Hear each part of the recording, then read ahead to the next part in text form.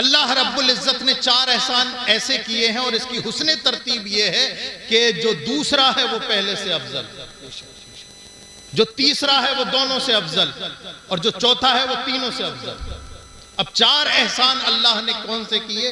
سب سے بڑا احسان اللہ رب العزت کا آپ کے میرے اوپر یہ ہے کہ 18,000 عالم اور مخلوق میں اللہ رب العزت نے تمہیں اشرف المخلوقات بنایا۔ بے شک بے شک بے شک، سبحان اللہ۔ اللہ کا سب سے بڑا انعام اور احسان یہ ہے۔ باقی پر والوں، کیا آپ نے انسان بننے کے لیے اللہ سے دعا مانگی تھی؟ چاہت کی تھی؟ دعا کی تھی کہ اللہ مجھے انسانی بنانا؟ نہیں، اللہ نے بغیر تمہارے چاہے، بغیر تمہارے منشا کے اپنی مرضی سے تمہیں اشرف المخلوقات۔ بے شک بے شک۔ اگر ساری زندگی اسی احسان کے شکر میں اپنی پیشانی اللہ کی بارگاہ میں رکھتے رہو، اس احسان کا ایک ذرے کا حساب بھی نہیں، اس کا شکر ادا نہیں کرتا۔ حضرت بایزید بستامی رحمت اللہ تعالی علیہ ایک راستے سے جا رہے تھے، کتا بیٹھا تھا، اسے دیکھ کر کے اس کتے کے پاس بیٹھ گئے اور اٹھے تو روتے ہوئے اٹھے۔ مریدوں نے پوچھا حضرت کتے کے پاس بیٹھے اٹھے تو روتے ہوئے اٹھے؟ تو آپ نے فرمایا یہ کتا مجھ سے کہہ رہا ہے بایزید بستامی گھمنڈ نہ کرنا، تکبر نہ کرنا، وہ اللہ احکم الحاکمین ہے۔ کیا بایزید بستامی تم نے کوئی نیکی کی تھی جس کے بدلے میں تمہیں انسان بنا دیا؟ میں نے کون سے ایسا فعل انجام دیا تھا جس کے صلے میں اللہ نے مجھے کتا بنا دیا؟ بایزید بستامی گھمنڈ نہ کرنا، وہ جسے چاہے انسان بنائے، جسے چاہے کتا بنائے۔ بے شک بے شک بے شک۔ اللہ کا احسان ہے، احسان ہے۔ ہماری کوئی کاوش و کوشش اس کے پیچھے نہیں ہے، بلکہ قرآن تو کہتا ہے هل اتى على الانسان حين من الدهر لم يكن شيئا مذكورا۔ ہم دعا تو تب مانگتے جب قابل ذکر شے ہوتے۔ اللہ فرماتا ہے انسان پر ایک زمانہ ایسا گزرا کہ وہ قابل ذکر کوئی چیز ہی نہیں تھا۔ ایک احسان اللہ کا۔ دوسرا احسان یہ کہ اللہ نے تمام اشرف المخلوقات میں اللہ نے ہمیں مسلمان بنایا۔ بے شک بے شک۔ یہ پہلے والے سے بڑا ہے۔ اللہ رب العزت نے اور انسانوں کی طرح نہیں ہمیں مسلمان بنایا، ورنہ تو انسانوں کے بارے میں تو اللہ نے ارشاد فرمایا وقودها الناس والحجارہ۔ بہت سارے انسان تو ایسے ہیں جو جہنم کا ایندھن ہے، لیکن اللہ نے ہمیں مسلمان بنایا۔ اور تیسرا احسان یہ کہ اللہ نے اپنے محبوب کی امت میں بنایا۔ سبحان اللہ سبحان اللہ۔ یہ احسان ان 2 احسانوں سے بڑا ہے۔ بے شک۔ ورنہ جو تمہارے کرتوت میرے کرتوت ہیں، اگر رسول اللہ کی امت میں نہیں ہوتے، کسی اور نبی کی امت میں ہوتے، نہ جانے کتنی بار آسمان ٹوٹا ہوتا، نہ جانے کتنے طوفان آئے ہوتے، نہ جانے کتنوں کے دروازوں پر کافر لکھا ہوتا، کتنوں کے دروازے پہ شرابی لکھا ہوتا، کتنوں کے دروازے پہ دوغلے اور سود خور لکھا ہوتا۔ سچائی سچائی۔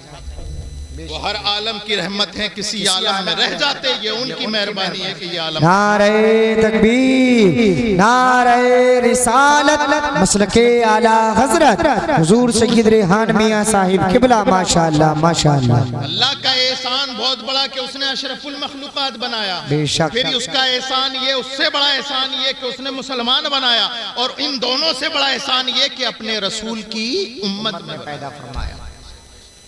اچھا، رسول کے امتی تو قاری طاہر صاحب بیٹھے ہیں، تشریف تھوڑا سا آگے آ جائیں۔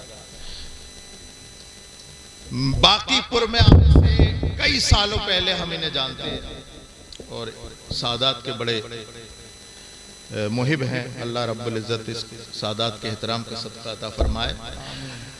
بریانی کیسی بنی ہے اسے چیک کرنے کے لیے ایک چاول کافی ہوتا ہے۔ باقی پور میں سیدوں کا احترام کیسے کرتے ہیں لوگ؟ قاری طاہر صاحب ایک چاول کی مانند ہیں، اس سے پتہ چل گیا کہ الحمدللہ باقی پور میں سادات اکرام کا بہت احترام کرتے ہیں۔ ماشاءاللہ۔ اللہ رب العزت آپ سب کو سلامت مسئلہ رکھے، بیان کیے ماشاءاللہ. اللہ آپ سب کو سلامت رکھے. ورنہ 2 بجے کے بعد 1:30 بجے کے بعد کتنے ہی بڑا اللہ کا اللہ کرسی سمیٹ دیں گے، سنتے ہی نہیں. اور صحیح بات بتا رہا ہوں، یہ سب اسٹیج کے ساتھی ہیں، اتنی لیٹ میں تقریر کرتے ہی نہیں،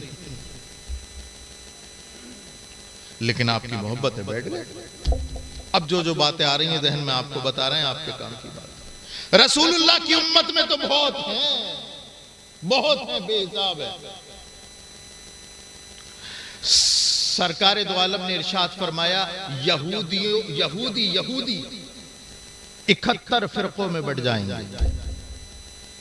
نصرانی 72 فرقوں میں بٹے ہیں. سرکار نے ارشاد فرمایا میری امت 73 فرقوں میں بٹے گی.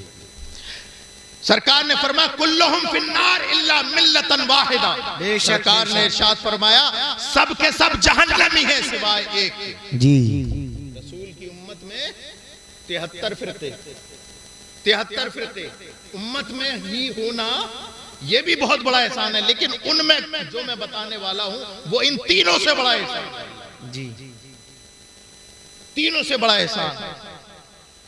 73 فرقوں میں بٹ جائے گا. سرکار نے ارشاد فرمایا کلہم فی النار، سب کے سب جہنمی ہیں الا ملتا واحدہ، سوائے ایک کے. صحابہ اکرام نے دست بستہ ہو کر، آنکھیں جھکا کر عرض کی یا رسول اللہ من ہم یا رسول اللہ. یا رسول اللہ وہ ایک کون ہے؟ ایک کون ہے؟ باقی پر والوں ایک کون ہے؟ زور سے بولے ایک کون ہے؟ اسی کا جھگڑا ہے. ایک کون ہے؟ ایک کون ہے؟ ایک کون؟ رسول اللہ کی عظمتوں پر ہم سب کے ماں باپ کی عظمتیں قربان. سرکار نے ارشاد فرمایا ایک کون ہے؟ سرکار نے ارشاد فرمایا ما انا علیہ واصحابی.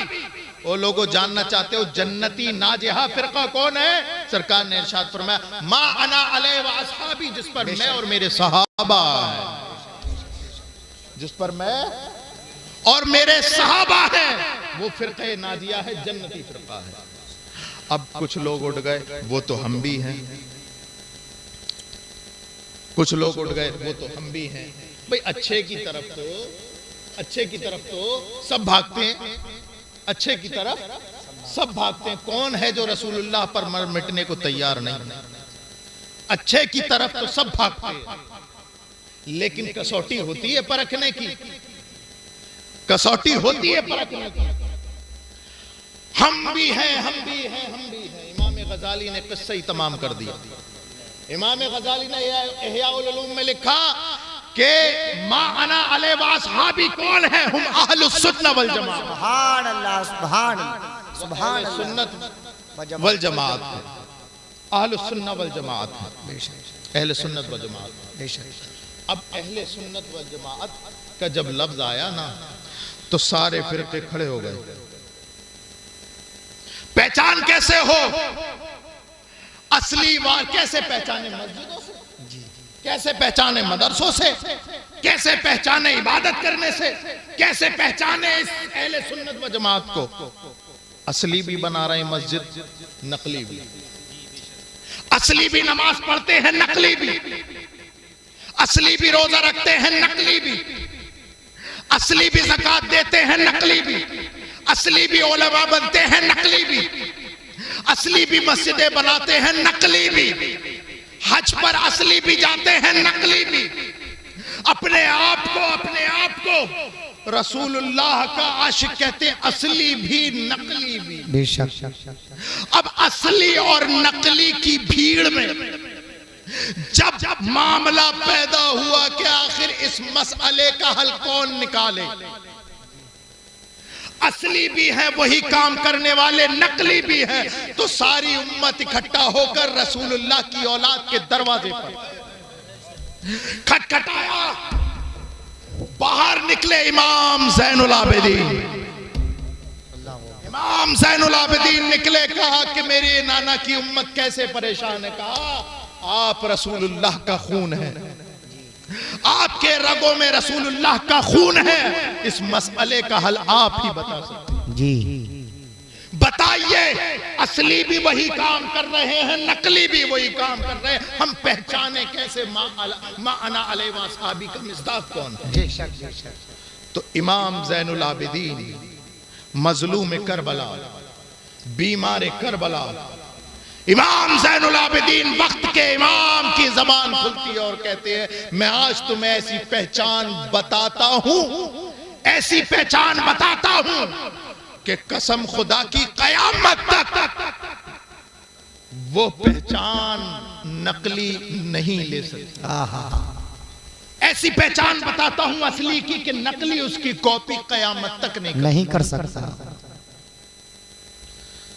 ہاتھ جوڑ کے کھڑے ہو گئے، اے امام حسین کے لختے جگر، اے مظلوم کربلا، اے بیمار کربلا، اے امام زین العابدین، اے امام زین العابدین بتا دیجئے۔ حضرت امام زین العابدین کے جملے نکلے، تاریخ میں اپنے سینے پہ نوٹ کیے۔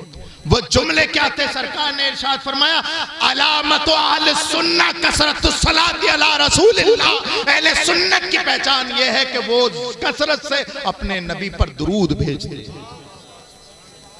اللہ، نعرہ تکبیر، نعرہ رسالت، مسلک اعلی حضرت، فیضان اعلی حضرت، ماشاءاللہ ماشاءاللہ ماشاءاللہ۔ کثرت سے درود بھیجنا اہل سنت کی اٹوٹ علامت ہے، اٹوٹ علامت ہے۔ اور رسول پاک صلی اللہ علیہ وسلم پر درود ہم بھیجتے ہیں، کبھی پڑھتے ہیں یا نبی سلام علیکم، کبھی پڑھتے ہیں کعبے کے بدر الدجا تم پہ کروڑوں درود، طیبہ کے شمس الضحا تم پہ کروڑوں درود، اور کوئی غیب کیا تم سے نہا ہو بھلا، جب نہ خدا ہی چھپا تم پہ کروڑوں درود۔ کبھی پڑھتے ہیں مصطفیٰ جان رحمت پہ لاکھوں سلام، شمع بز میں ہدایت پہ لاکھوں سلام، جس طرح پٹ گئی دم میں دم آگا، کاش محشر میں جب ان کی آمد ہو اور بھیجے سب ان کی شوق۔ بابا نعرہ تکبیر، نعرہ رسالت، مسلک اعلی حضرت، فیضان اعلی حضرت، جشن شادی خانہ آبادی، ماشاءاللہ۔ ہماری پہچان یہی ہے کہ ہم کبھی تو امام بوسیری جیسے عاشق بن کے اپنے نبی کے گڑ گاتے ہیں، کبھی امام عشق و محبت بن کر کے مصطفیٰ جان رحمت پڑھتے رہتے ہیں۔ یہ ہماری پہچان ہے، اہل سنت کی پہچان ہے۔ یہ تو رہی بات عقیدے کی، یہ بات عقیدے کی رہی۔ نفاق فی الاعتقاد سے پاک ہونا ہے، اہل سنت والجماعت کی اتباع کرو۔ لیکن افسوس، صد افسوس، باقی پور کے غیور مسلمانوں، افسوس، صد افسوس، صد افسوس، تمہارے مقتدی سب کے سب سچے، تمہارے رسول کے صحابی سب کے سب سچے، تمہارے نبی کی آل سب کی سب سچی، تمہارے جتنا خزانہ کسی اور فرقے کے پاس نہیں، تمہارے پاس جو جیالے ہیں وہ کسی فرقے کے پاس نہیں۔ لیکن مجھے افسوس کے ساتھ یہ بات کہنی پڑتی ہے کہ سب سے زیادہ بد عمل اگر کوئی ہے تو وہی اہل سنت والجماعت، اللہ، سب سے زیادہ بد عمل۔ نفاق فی الاعتقاد میں پاک ہے، ہم اچھے عقیدے والے ہیں، لیکن نفاق فی الاعتقاد ہو یا نفاق فی العمل، دونوں مضمون ہیں۔ ہم نے نفاق فی الاعتقاد سے تو پاک ہو گئے لیکن عمل سے کورے ہو گئے۔ لگاتے تو رسول اللہ کا نعرہ ہے لیکن مسجدوں میں جانے کو تیار نہیں، اللہ، لگاتے تو غوث اعظم کا نعرہ ہے لیکن اللہ اکبر کبیرہ روزہ رکھنے کو تیار نہیں۔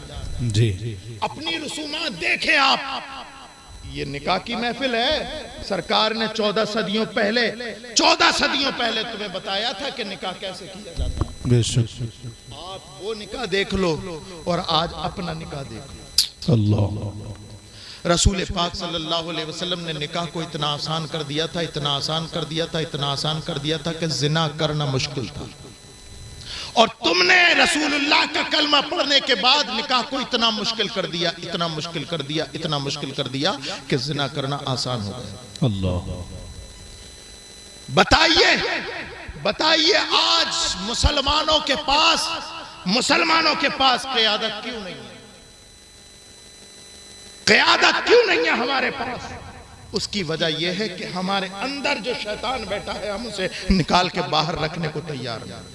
جی ابھی ہم یہ کہہ دیں باقی پور کے مسلمانوں ہاتھ کھڑا کر کے بتاؤ رسول اللہ کے نام پر مر مٹنے کو کون تیار ہے؟ تو ہر ایک آدمی ہاتھ کھڑا کر دے گا۔ جی لیکن اگر ان سے یہ کہا جائے کہ بتاؤ کون ایسا ہے جو رسول اللہ کی شریعت اپنانے کو تیار ہے، تو شاید ہی کوئی کھڑا ہو۔ قرآن پاک نہیں پڑھا آپ نے؟ اللہ نے ارشاد فرمایا من اعرض عن ذکری فإن له معیشۃ ضنکا ونحشرہ یوم القیامۃ اعمی۔ اے لوگو جو میرے نبی کی شریعت سے منہ موڑے گا ہم اس کی زندگی دو بھر کر دیں گے، اللہ اور قیامت کے دن اسے اندھا بنا کر کے اٹھایا جائے گا۔ اللہ یہی وجہ ہے ہم نے رسول اللہ کی شریعت سے منہ موڑا، ہماری زندگی دو بھر ہو گئی، دو بھر۔ بے شک کوئی سننے والا نہیں، کوئی ہمارا حال پوچھنے والا نہیں۔